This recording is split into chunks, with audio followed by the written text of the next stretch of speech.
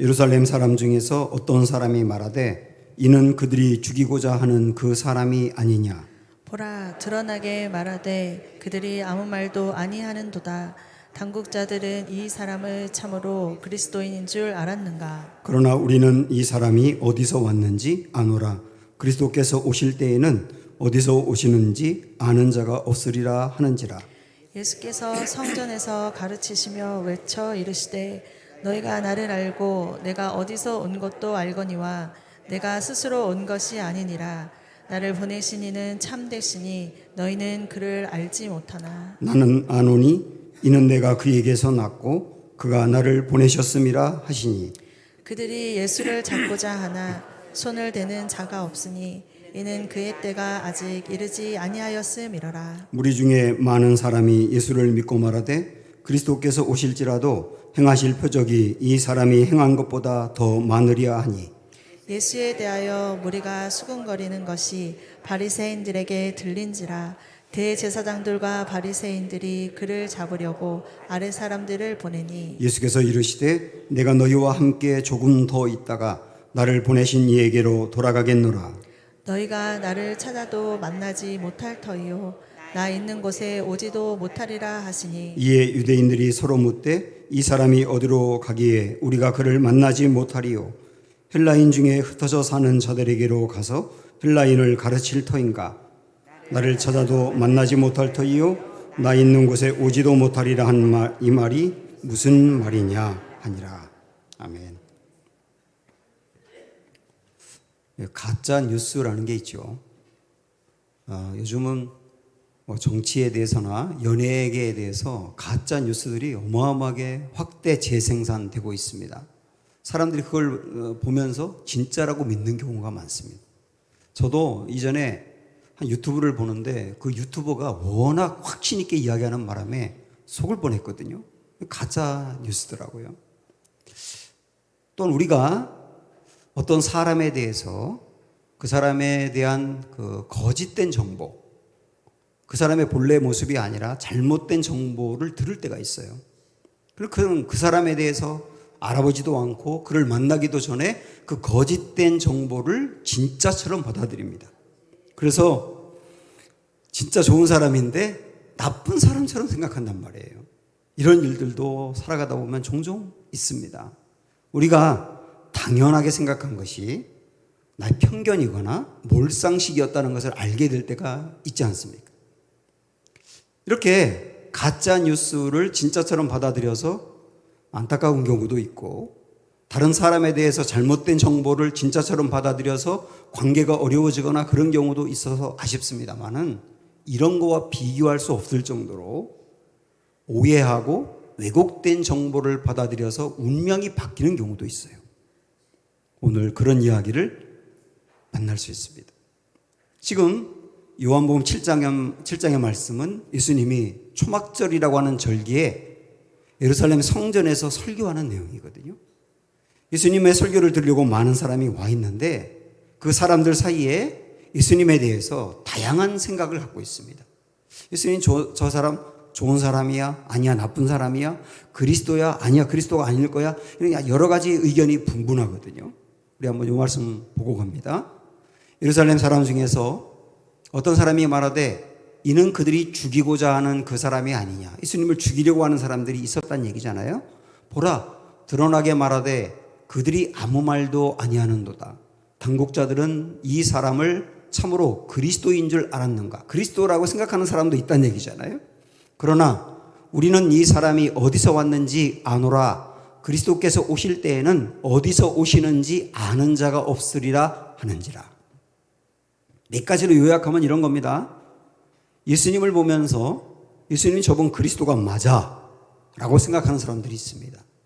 그들 중에 상당히 많은 사람들은 예수님이 행하신 표적을 보고 그리스도라고 믿거든요. 그런데 이 사람들은 나중에 자기들이 원하는 것만큼 표적을 얻지 못할 때 예수님을 버립니다. 예수님에 대해서 예수님이 그리스도야 라고 생각하는 것이 이 표적 때문인데 잘못된 정보를 가지고 있는 거죠. 어떤 사람들은 예수님이 표적을 일으키는 걸 보면 아유 좋은데, 그러나 그리스도로 받아들이기 어려워라고 생각하는 사람들도 있습니다. 왜냐하면 여기 나와 있는 것처럼 이때 당시 유대인들은 이런 생각을 했거든요. 그리스도는 어디서 오는지 모르게 갑자기 나타나서 능력을 가지고 민족을 건지고 우리를 잘 살게 할 뿐이야. 그분이 그리스도야 라고 생각을 했는데, 예수님이 그리스도인가 라고 생각했더니 예수님은 어디서 온 분인지 알거든요. 나사렛 출신이거든요. 거기서 살다 왔거든요. 그러니까 에이, 그리스도일 리가 없어 라고 거부하는 겁니다. 이 사람들도 그리스도에 대해서 잘못된 생각을 갖고 있다 보니 예수님을 받아들이지 못했다는 얘기예요. 더 심각한 것은 예수님에 대해서 거짓된 정보, 뜬 소문을 진짜로 믿는 사람들이 아주 많았습니다. 예를 들어 이런 겁니다. 저 예수라는 사람은 정말 나쁜 사람이야. 저 사람은 율법을 지키지 않아도 된다고 말을 했어. 아니, 저 사람은 우리가 생명처럼 소중하게 생각하는 안식일을 범해도 된다고 말했어. 심지어는 성전을 헐어버리라고 말을 했어. 성전 파괴자야. 그러니까 저 사람은 죽여야 돼. 그래서 예수님을 죽이려고 잡아다니는 거예요.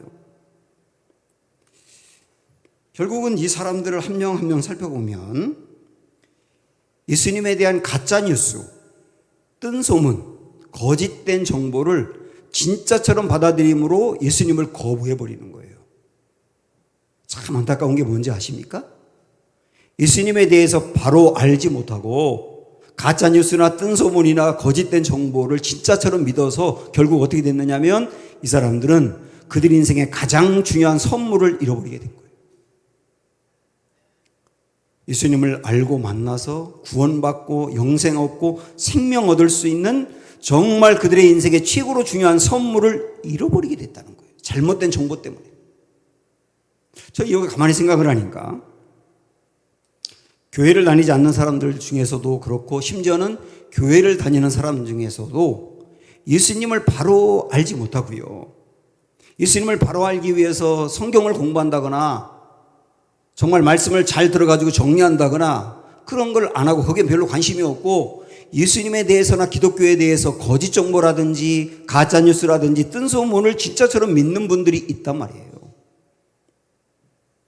예수님을 바로 알지도 못하고 오히려 저 왜곡된 내용을 들음으로 인해서 문제는 뭐냐면 그분들도 정말 그들의 인생에 제일 중요한 선물을 놓칠 수 있다는 거예요.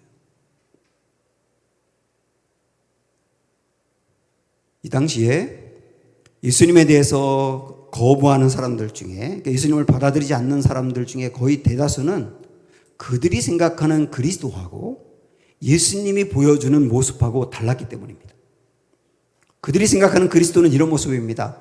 일단 힘이 있어야 돼요. 힘. 그 다음에 권력이 있어야 돼요. 힘과 권력을 가지고 나라를 로마로부터 건져내고 사람들에게 먹을 것을 충분히 제공해서 잘 살게 하는 그가 바로 그리스도다라고 확신합니다. 그런데 예수님은 한때 표적을 보여줘가지고 그런 분이 될 줄 알았는데 나중에 보니까 힘이 없어요. 권력이 없어요. 그리고 그 이후에는 오히려 십자가에서 죽는 거예요.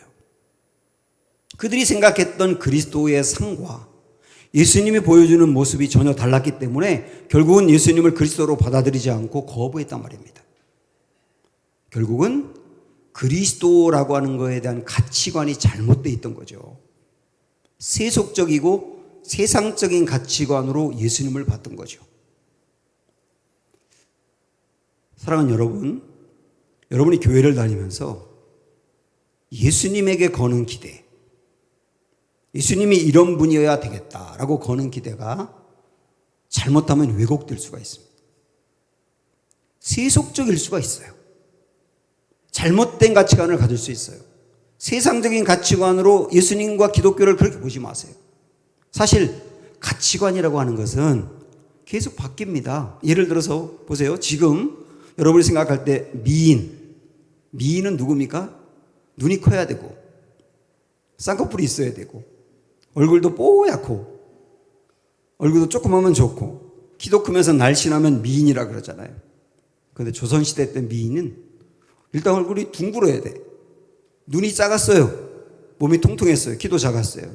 여기 우리 중에서 조선시대에 태어났어야 될 분들이 많아요. 일단 이 가치관이 달랐단 말이에요. 지금은 최고로 중요한 거를 금이라고 생각을 하는데, 여러분 그거 아세요? 소금이 금보다 비싼 때가 있었거든요. 조선시대 때 천하디 천한 직업 중에 하나가 백정이었습니다. 백정. 근데 지금은 정육점 사장 돈 많이 벌거든요. 이 가치가 다 달라요. 가치는 계속 변하게 되어 있습니다. 그래서 변하는 거는 진리가 아니에요. 시대에 따라서, 문화에 따라서, 나라와 세대와 환경에 따라서 변하는 것은 그 진리가 아니란 말이에요. 진리는 뭐냐? 아무리 시대가 바뀌어도, 아무리 세상이 달라져도 여전히 변하지 않고 그 모습 그대로 있는 게 진리라고요. 그걸 붙들어야 되거든요. 진리를 붙들어야 우리의 삶이 안정되는데, 진리가 아닌 수시로 변하는 것들을 진리처럼 붙잡게 되면 우리의 삶의 기반이 흔들릴 수밖에 없어요. 예를 들어서 이 성경이 진리인데 말이죠. 성경이 진리인데 성경 안에서 이것은 죄야, 이것은 죄야 라고 말한 게 있잖아요. 그거는 2000년이 지나든 3000년이 지나든 죄인 거예요. 성경 안에서 죄라고 하는 것은, 야, 2000년 전에 죄라고 했지만 지금 시대가 달라졌으니까 지금은 죄가 아니야. 그거는 성경을 잘못 보는 거예요. 그러면 성경은 진리가 아니에요. 그 중에 동성애라고 하는 것도 있지 않습니까? 동성애는 성경에 보면 구약 성경이나 신약 성경이나 대단히 심각한 죄로 보고 있고, 하나님이 이것은 아주 가증스럽고 토해버리고 싶다고 했거든요. 그런데 지금 2000년이 지나서 요즘 문화는 용인하는 거야, 그러니까 그것도 죄가 아니야 라고 한다면 성경은 진리가 아니라고요. 예를 들어서 그렇단 말이에요. 그래서 만약에 예수님이 2000년 전에는 구원자였는데 지금은 그렇지 않다 그러면 우린 예수님을 버려도 됩니다. 예수님은 2000년 전이나 2000년 후나 시대가 바뀌어도 문화가 바뀌어도 여전히 진리신 거예요. 예수님은 길이요 진리요 생명이라고 했지 않습니까? 그래서 예수님은 우리가 가야 될 길이 되고 우리가 진리에 이를 수 있는 길이 되며 진정으로 영원한 생명을 주는 근원이 되시는 거예요. 절대로 예수님에 대해서 왜곡된 내용들, 그런 것들에 여러분 눈을 빼앗기지 말고 마음을 빼앗기지 마십시오. 오히려 진짜 진리이신 예수님을 아는 길에 한번 집중해 보세요. 자, 예수님에 대해서 사람들이 왜곡되게 생각을 하고 받아들이지 않고, 그러다 보니까 저 예수 진리야, 아니야, 저 예수 그리스도야, 그렇지 않아, 이런 의견들이 분분하다 보니까 우리 예수님이 오늘 말씀을 통해서 예수님이 진리인 이유, 그리고 예수님이 그리스도인 증거를 크게 두 가지로 말씀하세요. 이 두 가지는 지금 저와 여러분에게도 굉장히 중요한 내용입니다. 우리 그 두 가지 살펴볼까요? 자, 예수님이 진리이고 그리스도인 이유, 첫 번째, 예수님은 하나님으로부터 왔다는 거예요. 하나님으로부터 왔다. 28절 29절 보시면 예수께서 성전에서 가르치시며 외쳐 이르시되 너희가 나를 알고 내가 어디서 온 것도 알거니와 내가 스스로 온 것이 아니니라. 나를 보내신 이는 참되시니 너희는 그를 알지 못하나 나는 아노니 이는 내가 그에게서 났고 그가 나를 보내셨음이라 하시니. 여러분, 이 말씀에서 우리 예수님은 이런 말씀하세요. 내가 이 땅에 태어난 것은 우연히 태어난 거 아니다. 엄마와 아빠가 성적인 결합을 통해서 조직되어서 내가 이 땅에 온 게 아니다. 나는 그에게서 왔다. 그에게서 왔다는 말은 하나님에게서 왔다는 뜻이에요. 하나님에게서 왔다. 내가 하나님에게서 났고 하나님이 나를 보냈다. 이렇게 말씀하신단 말이에요. 그러니까 우리 예수님의 기원은 하나님이라는 거예요. 이 말씀은 예수님은 원래부터 계셨던 분이라는 뜻이고, 예수님은 하나님과 함께 원래부터 계셨던 하나님이라는 뜻이고, 예수님은 이 땅에 우리를 구원하기 위해서 보냄받은 분이라는 뜻이기도 합니다. 이걸 말씀하는 거거든요. 자, 그러면 예수님은 우리의 길이 되기 때문에 예수님이 걸으신 그 길을 우리도 걷게 되는데, 예수님이 하나님으로부터 왔다면 우리 역시 우리 인생의 출처는 하나님인 거예요. 여러분, 이 단순한 사실을 정말 믿으시나요? 내가 하나님으로부터 왔다는 걸 믿으시나요? 하나님이 나를 보냈다는 것을 믿으시나요? 내가 엄마와 아빠의 그 결합을 통해서 태어났지만, 표면적으로 그렇지만 궁극적으로 하나님이 나를 보냈다는 거 믿으시나요? 우리 이 말씀 한번 보시죠. 이는 만물이 주에게서 나오고 주로 말미암고 주에게로 돌아갑니다. 모든 만물이 출처가 하나님에게서 시작이 된 거고, 하나님이 그것을 만들어 가시고 마지막 하나님에게서 끝나게 될 거라는 거예요. 하나님은 모든 것의 시작과 끝이 된다는 말씀입니다. 사람도 마찬가지예요. 창세기 1장 말씀 보시면 하나님이 자기 형상 곧 하나님의 형상대로 사람을 창조하시되 남자와 여자를 창조하시고, 그러니까 우리가 어떻게 오게 됐느냐? 하나님이 나를 창조해서 오게 됐다. 하나님은 아담과 하와만 창조한 게 아니라 우리가 엄마 뱃속에서부터 생기기 시작한 것도 하나님이 우리를 창조하기 시작한 거예요. 우리의 출처는 하나님이에요. 나 하나님에게서 왔다. 이걸 분명히 아는 게 굉장히 중요합니다. 내가 하나님으로부터 왔다. 이것을 정말 믿는 사람은 더불어 무엇을 같이 믿어야 되느냐면 이것을 믿어야 되는 거예요. 내가 하나님으로부터 왔다는 말은 내가 태어나기 전부터 하나님의 계획 가운데 있었다는 것도 믿어야 되는 거예요. 나는요, 절대로 우연히 태어난 존재가 아닙니다. 하나님이 원래부터 나를 계획했던 존재예요. 이 말씀을 하나님이 예레미야에게 하시거든요. 한번 보세요.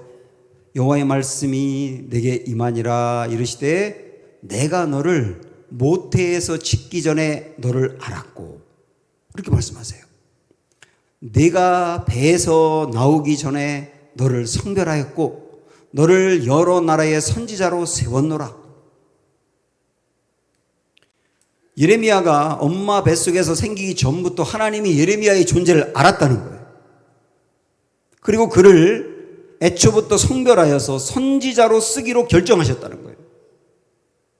우리도 마찬가지, 우리라고 하는 존재는 엄마 뱃속에 있을 때부터 존재가 시작된 게 아니라 그 전부터 하나님이 우리 존재를 아셨다는 거예요. 어떤 경우는 부모님이 원치 않는 임신을 하는 경우가 있어요. 그래서 아이를 가졌다는 소식을 듣고 기뻐해야 되는데, 아유, 어떡하면 좋아. 아유, 지금 아이 낳으면 안 되는데. 그래가지고 환영받지 못하는 상태로 임신이 되는 경우도 있어요. 설령 그렇다 하더라도 그 존재도 하나님이 미리 알았다. 하나님이 미리 그 사람을 계획했다, 이런 얘기예요. 이걸 아는 게 아주 중요하다, 그 말입니다. 예레미야는 이 하나님의 말씀을 듣고 처음에는 깜짝 놀랐거든요. 나를 내가 엄마 뱃속에 있기 전부터 알았다고요? 깜짝 놀랐지만 이 말씀을 정말 마음으로 받아들이니까 그의 인생이, 그러면 내가 무엇을 위해 살아야 되나, 어떻게 살아야 되나가 정리가 확연히 됩니다.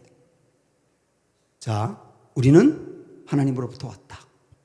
그래서 우리는 원래부터 하나님의 계획 가운데 있던 존재다. 아멘. 또 하나, 내가 하나님으로부터 왔다는 말은 또 어떤 의미가 있느냐면 내가 하나님의 작품이라는 뜻도 있는 거예요. 에베소서 2장 10절에 보면 우리는 그가 만드신 바라, 이런 말씀입니다. 그의 만드신 바라, 이렇게 표현하고 있는데 이걸 새 번역에서는 우리는 하나님의 작품입니다 라고 표현합니다. 얼마나 멋진 표현입니까? 하나님의 작품이래요, 저와 여러분이. 그 어떤 것이, 어떤 예술품이 작품이 되기 위해서는 꼭 두 가지 조건이 있어요. 하나는 그것이 유니크한 것이 되어야 되거든요. 아주 독특한 것이 되어야 되는 거예요. 그거 하나밖에 없어야 되는 거예요. 그게 작품입니다. 어떤 모형 하나를 만들어 놓고 그거를 공장에서 여러 개 찍어내서 파는 거는 상품이에요. 상품은 비교해도 돼요. 비교해서 어떤 게 더 좋은가 비교하고 사는 거 아닙니까? 그러나 작품은 비교가 불가능합니다. 왜냐하면 하나밖에 없기 때문에. 하나님이 우리를 작품으로 만들었다는 말은 우리 한 명 한 명을 독특한 우리만의 존재로 만드셨다는 거예요. 절대로 비교할 수 없는 그만큼 가치가 있다는 얘기죠. 또 하나, 그것이 작품이 되기 위해서는 두 번째 조건이 있어요. 누가 만들었느냐에 따라서 작품이 되는 거예요. 저는 저뿐만 아니라 우리 집안이 제일 못하는 게 뭐냐면 그림 그리는 거거든요. 초등학교 때 방학 숙제로 제가 그림을 그려 갔어요. 선생님과 학생, 우리 친구들이 그 그림을 보는 순간 빵 터져버렸습니다. 그래서 제가 창피를 당하고 나서 그 다음 또 그림을 그려오라는 숙제가 있을 때 저보다 6살 더 먹은 누나에게 그려달라고 했거든요. 그리고 누나가 그려준 그림을 갖고 당당히 학교에 갔는데 역시 똑같이 평 터졌어요. 우리 집안은 그쪽은 영 아니에요. 그래서 제가 그림을 그리는 것을 절대로 무슨 일이 있어도 작품이라고 안 합니다. 왜냐하면 제가 그렸으니까요. 그러나 피카소가 그린 그림은 작품입니다. 여러분, 피카소 그림 보면 무슨 뜻인지 아시겠어요? 모르겠더라. 아무리 봐도 모르겠더라고. 우리만 모르는 게 아니라 어떤 미술관에서는 이 피카소 작품을 거꾸로 매달았대, 이렇게. 그 사람들도 몰랐던 거예요. 그래도 작품이에요. 왜요? 피카소가 그랬으니까. 그림의 내용보다 그걸 누가 그렸느냐가 작품이 되는 거거든요. 우리는 누구라고요? 하나님의 작품이라고요. 왜냐하면 하나님이 만드셨으니까요. 우린 그런 존재란 말입니다. 절대로 함부로 다룰 수 있는 사람이 아니라. 여기에 그의 만드신 바라라고 하는 만드신 바라고 하는 말이 헬라어로 포이에마라고 하는 뜻이거든요. 그 단어거든요. 포이에마에서 영어 뭐가 나왔느냐면 포임이 나왔어요. 포임이 시잖아요. 우리는 그의 시다, 그런 얘기예요. 하나님이 우리를 만들어 놓고 와, 완전히 시인데 이러신 거죠. 와, 하나님의 시인데 우리는 하나님의 시란 말이에요. 시는 모든 아름다운 게 압축된 것으로 만들어졌지 않습니까? 우리는 그런 사람이다 라고 하는 거죠. 그래서 사랑하는 여러분, 절대로 열등감을 가질 필요가 없어요. 다른 사람과 나를 비교할 필요도 없어요. 다른 사람과 비교해서 자기 연민에 빠질 필요가 없어요. 그러는 것은 나를 작품으로 만든 하나님에 대한 모독이에요. 제가 가끔 이 말을 하는데요. 한번 여러분 스크린 보고 같이 읽어볼까요? 사과 하나 안에는 몇 개의 씨가 있는지 알 수 있다. 그렇죠? 사과를 딱 자르면 그 안에 씨가 몇 개인지 셀 수 있잖아요. 그러나 그 다음 보세요. 사과 씨 하나에는 앞으로 몇 개의 사과가 있는지 아무도 모른다. 그 사과의 씨를 심었을 때 그 씨가 앞으로 몇 그루의 사과 나무를 만들지, 그리고 그 사과 열매를 얼마나 많이 만들지 아무도 모르는 거예요. 우린 그런 사람이라는 얘기죠. 때로 나 자신이나 나의 자녀들을 볼 때 작품 같아 보이지 않는 경우가 있어요. 그러나 분명히 아십시오. 하나님은 부실 작품을 만들었을 리가 없어요. 그 작품이 물론 죄를 짓거나 상처받거나 무슨 일로 인해서 왜곡될 수는 있습니다. 그러나 그것은 복구가 가능합니다. 예수님이 그거 복구하려고 이 땅에 오셨거든요, 사실은. 그래서 작품 같아 보이지 않는 그 사람을 볼 때도 사과 씨를 볼 수 있어야 한다. 우리가 하나님으로부터 왔다는 것은 하나님의 계획 안에 있었다는 뜻이고, 우리가 하나님의 작품이라는 뜻도 되고, 또 하나가 있어요. 우리는 하나님으로부터 보냄받은 사람이다. 하나님이 나를 보내셨다라고 하는 뜻도 있는 겁니다. 우리 예수님이, 우리가 아까 본 28절, 29절 말씀을 다시 보시면 예수님이 이 땅에 오신 것을 이렇게 표현합니다. 예수께서 성전에서 가르치시며 외쳐 이르시되 너희가 나를 알고 내가 어디서 온 것도 알거니와 내가 스스로 온 것이 아니니라 나를 보내신 이는 참되시니 너희는 그를 알지 못하나 나는 아노니 이는 내가 그에게서 났고 그가 나를 보내셨음이라. 그러니까 우리 예수님이 이 땅에 오신 것을 뭐라고 표현하느냐면 나는 보냄을 받았다는 거. 하나님이 나를 보내셨다 이렇게 표현합니다. 하나님이 나를 보내셨다라고 하는 말씀은 이 땅에 보내실 때는 반드시 목적을 주어 보내셨다는 뜻이죠. 그리고 하나님이 주신 그 목적이 예수님의 사명이라는 것이죠. 인류를 구원하는 게 예수님이 이 땅에 오신 목적이요 사명이었던 거예요. 여러분 한번 오늘 배웠던 말씀 이렇게 한번 정리해 보셨으면 좋겠어요. 아까 예수님이 이 땅에 오신 것을 그가 나를 보내신 거다. 그가 나를 보내신 거다. 그래서 온 거다라고 일단 기억하시고 조금 있다가 하나 더 이거와 함께 기억할 것을 말씀드릴게요. 그가 나를 보내신 거다. 그러면 우리도 이 땅에 태어나서 사는 것은 하나님이 나를 보내셨기 때문에 온 거예요. 그 말은 뭐냐면 반드시 모든 사람에게는 전부 다 목적이 있다는 거예요. 종이컵도 목적이 있습니다. 하물며 사람에게 목적이 없겠어요? 그 목적을 사명으로 붙들고 사는 거예요. 그게 가치 있는 삶이고. 그래서 우리는 절대로 이 목적과 사명을 갖고 사는 사람이기 때문에 막 살 수 있는 사람이 아니라는 거예요. 옛날에 그리스에서 배우들이 연기를 할 때 가면을 썼다 그래요. 근데 이 가면을 라틴어로 페르소나라고 합니다. 페르소나. 거기서 영어로 사람이라는 person이 나온 거예요.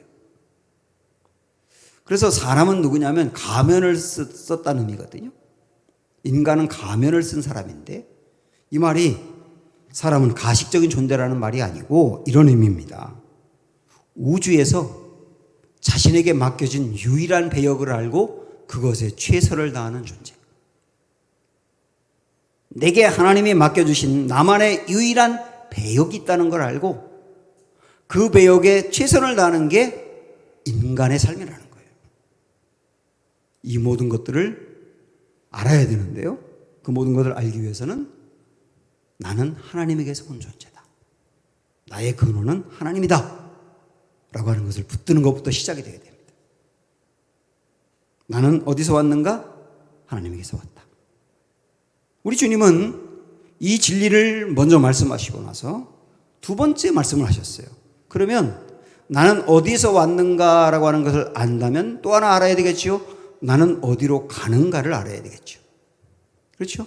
나는 어디서 왔는가를 알 뿐만 아니라 어디로 가는가를 알아야 된단 말입니다. 우리 예수님이 진리신 이유, 예수님은 어디로 가는가? 아버지에게로 돌아간다. 아버지에게로 돌아간다.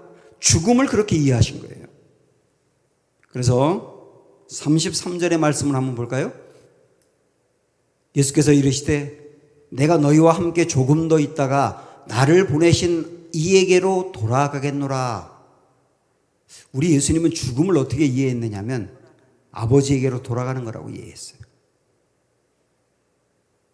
아버지가 나를 이 땅에 보낼 때 사명을 주어서 그 사명을 이루도록 했다면 그 사명을 다 이루고 복귀하는 게 죽음이라는 거예요. 이렇게 이해한 것은 우리 예수님은 죽음이 사실 아니라는 것이죠. 죽음이 절대로 끝이 아니라는 것이죠. 그래서 우리나라에도 누군가가 죽었을 때 돌아가셨어요라고 하잖아요. 그게 사람의 죽음에 대한 깊은 정서를 담아내고 있는 거예요. 죽음은 돌아가는 거다. 돌아가는 거다. 여러분 이거 한번 기억해 보세요. 앞에서 예수님은 이 땅에 태어난 걸 어떻게 이해했다 그랬냐면 하나님이 나를 보내셨다. 하나님이 나를 보내셨다. 그게 예수님이 이 땅의 탄생에 대한 의미예요. 근데 죽음은 뭐냐? 나를 보낸 아버지께로 돌아가는 거다. 자, 한번 저를 따라해 보실래요? 나는 하나님으로부터 보냄을 받았다. 이게 뭐냐면 탄생이에요. 우리가 이 땅에 태어난 거. 그 죽음은 뭐냐? 나는, 따라하세요. 나는 아버지께로 돌아가는 것. 그게 죽음이란 말이에요. 그게 예수님이 이 사생관이 분명했단 말이죠. 그래서 예수님을 죽이려고 하는 사람, 미워하는 사람, 대적하는 사람, 공격하는 사람들이 굉장히 많았는데도 우리 예수님은 끄떡하지 않고 담대하세요. 왜 그런지 아세요? 내 죽음은 아버지께로 돌아가는 것이라는 것을 분명히 알았기 때문이에요. 예수님은 우리의 길이시거든요. 그래서 예수님이 길이기 때문에 예수님이 걸어가신 길을 우리도 걸어가게 될 겁니다. 예수님이 죽음이 아버지께로 돌아가는 것이라면 우리 역시 죽음도 아버지께로 돌아가는 것이어야 되는 거예요. 현재 내가 이 땅에서 살고 있는데, 현재 내가 살고 있는 이 땅의 존재의 전부가 아니라는 것을 아십시오. 이 땅에 살다가 죽는 순간 내 존재가 끝나는가? 절대 그렇지 않습니다. 오히려 지금 이 땅과는 비교할 수 없는 그 어마어마하게 긴 시간, 그 영원한 시간, 나의 존재는 더 살게 될 겁니다. 그걸 알아야 된다고요. 그렇게 본다면 이 땅에서의 삶은 앞으로 영원한 삶을 위한 중간 단계, 또는 예비학교, 또는 연습장이라고 볼 수 있는 것이죠. 그래서 우리는 정말 본질적인 중요한 이 질문을 이 시간 대답해 보셔야 됩니다. 다 같이 한번 대답해 보세요. 나는 영혼을 어디에서 보낼까? 나는 영혼을 어디에서 보낼까? 고린도후서 5장 1절에 보면 두 개의 집을 비교합니다. 만일 땅에 있는 우리의 장막집이 무너지면 하나님께서 지으신 집, 곧 손으로 지은 것이 아니요 하늘에 있는 영원한 집이 우리에게 있는 줄 아느니라. 두 개의 집이 있다고 말씀합니다. 하나는 장막집, 또 하나는 하늘에 있는 집. 장막집이라는 말은 텐트라는 텐트. 우리가 이 땅에 사는 게 텐트 치고 사는 거란 얘기예요. 절대로 영원할 수 없고 언젠가 거둬야 될 것, 좀 큰 집에 살아도 텐트에 사는 거예요. 그래서 장막집이라고 표현할 수 있는 이 세상의 삶에 너무 다 몽땅 투자하지 말자는 거예요. 영원한 집, 하나님이 만드신 그 집이 기다리고 있다. 정말 이걸 믿는다고 한다면 여러분 삶이 달라지지 않겠어요? 우리는 이 땅에 살다가 죽는 순간 두 길 중에 하나로 갑니다. 천국이나 지옥으로 갑니다. 둘 외에 다른 곳이 없어요. 우리가 지구상에서 하나님과 어떠한 관계를 맺었느냐, 예수님과 어떤 관계를 맺었느냐에 따라서 영원을 천국에서 보내는 사람이 있을 거예요. 그러나 하나님의 사랑을 거부하고 내 마음과 내 뜻대로 살았던 어떤 사람들은 영원을 지옥에서 보내게 될 거예요. 이 땅에서 하나님 없이 살기로 선택하고 결정했던 사람들은 죽음 이후에도 하나님 없는 곳에서 영원히 산단 말이에요. 여러분 이 두 가지를 꼭 기억하세요. 우리는 천국과 지옥 중 한 곳으로 가게 돼 있다 라고 하는 거 하나 하고, 또 하나는 내가 이 땅에서의 짧은 삶을 어떻게 살았느냐에 따라서 영원한 그 삶이 결정된다. 천국이든 지옥이든 결정된다 라고 하는 이 두 가지를 꼭 기억하세요. 그러면 이 두 가지를 정말 우리가 안다면 이 땅에서 우리가 그렇게 중요하게 여기는 것, 내 인생의 목표로 생각하고 달려가는 것, 내 생활의 삶의 패턴과 활동들, 이런 것들이 상당히 많이 정리가 될 거요. 우리는 죽음을 두려워합니다. 그래서 죽음을 생각하지 않으려고 하고 죽음을 회피하려고 해요. 그러나 죽음은 하더라도 찾아올 겁니다. 언젠가 우리는 죽음이 반드시 온다는 것을 진짜 안 아니까 우리는 영생에 대해서 더 많이 생각을 하셔야 되는 거예요. 엄마 뱃속에서 9개월 있던 아이가 태어납니다. 9개월 있다가 태어날 때 이 아이는 엄마 뱃속과는 전혀 다른 곳으로 태어나는 거예요. 어쩌면 이 아이가 죽는다고 생각할지 몰라요. 엄마 뱃속에서 떠나는 게.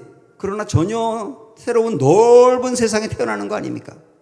이처럼 우리가 이 땅에서 그 9개월의 한 10배인 90년 정도 살다가 마지막 눈을 감을 때도 그게 끝이 아니라 또 다른 비교할 수 없는 다른 세상이 있는 게 이치 아니겠어요? 아이가 9개월 동안 엄마 뱃속에 있다가 태어나는 게 이 세상을 위한 준비죠. 이 세상을 살기 위한 그런 몸을 만드는 거고, 그런 사람이 되는 게 준비 기간이라고 한다면, 우리도 그 다음에 어마어마하게 긴 영구한 세월을 살 수 있는 준비를 이 땅에서 해야 되는 거죠. 어떻게 하면 되겠는가? 우리 예수님이 가신 그 길로 우리도 가야 된다면, 반드시 가야 된다면 어떻게 하면 되겠느냐? 예수님이 길이요 진리요 생명이기 때문에 예수님을 손잡고 가면 됩니다. 그 손만 붙들고 있으면 됩니다. 예수님의 손잡고 있으면 바른 길로 가게 돼 있고, 예수님 안에만 있으면 진리를 소유하게 돼 있고, 예수님과 떨어지지만 않으면 생명을 붙들고 살게 돼 있어요. 제가 가끔 말씀드리지만, 부산으로 가는 열차를 탔을 때, 부산행이라는 열차를 딱 타고 있으면 거꾸로 앉을 수도 있어요. 이쪽으로 가는 게 부산행인데 이렇게 앉을 수도 있잖아요. 그 기차 안에서 싸울 수도 있고 토할 수도 있고 난리 칠 수도 있는데, 그 기차 안에만 있으면 부산으로 가거든요. 우리를 예수님이 가신 그 길로 인도하시는 그 예수님의 손을 붙들고만 있으면, 우리가 이 세상의 삶이 때로는 무너질 때가 있고 형편없을 때가 있지만, 그러나 그 손만 붙들고 있으면 우리는 끝내 주님이 가신 그곳으로 간다 하는 것이죠. 그래서 중요한 이 질문을 제가 던지고 우리 말씀 마무리하고 싶어요. 내가 예수님 안에 진짜 있는가? 내 안에 정말 예수님이 계시는가? 진짜 그분을 내가 믿고 있는가? 내가 진짜 그분을 따라가기로 결정하고 살아가고 있는가? 이 질문이 우리 모두에게 예, 이렇게 정립되기를 축복합니다.